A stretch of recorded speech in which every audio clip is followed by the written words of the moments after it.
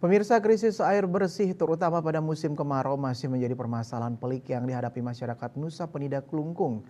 Padahal saat ini Nusa Penida sudah memiliki dua sumber mata air, yaitu mata air Guyangan dan Penida. Namun pendistribusiannya belum merata karena terhambat masalah infrastruktur.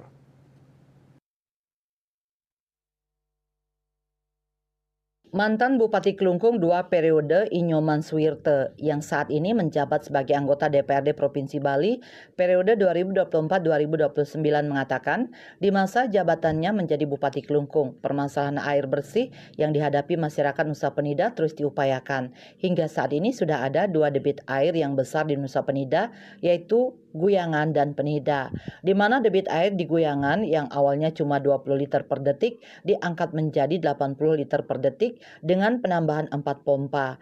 Hanya saja receiver kekecilan sehingga ketika dihidupkan 60 liter per detik saja airnya cepat habis. Tetapi untuk 40 liter per detik saja untuk memenuhi kebutuhan air di Nusa Penida bisa memenuhi kebutuhan masyarakat.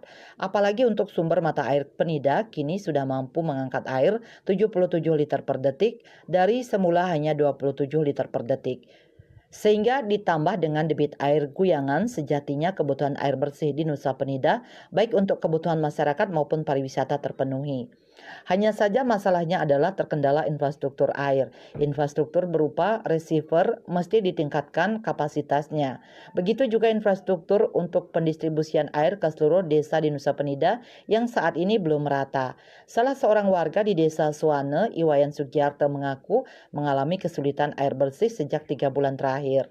Pasalnya air hujan yang ditampung di cubang miliknya sudah habis. Untuk memenuhi kebutuhan air bersih, ia terpaksa membeli air tangki. Namun saat ini sudah tidak ada lagi yang mau menjual air bersih kepada warga di sekitarnya. Terpaksa ia bersama warga lainnya mengambil air sumur dari air laut yang jaraknya 2,5 km.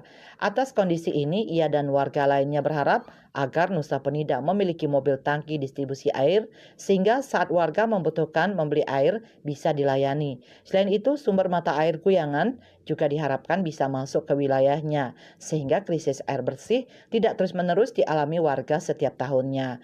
Winata Bali Post melaporkan.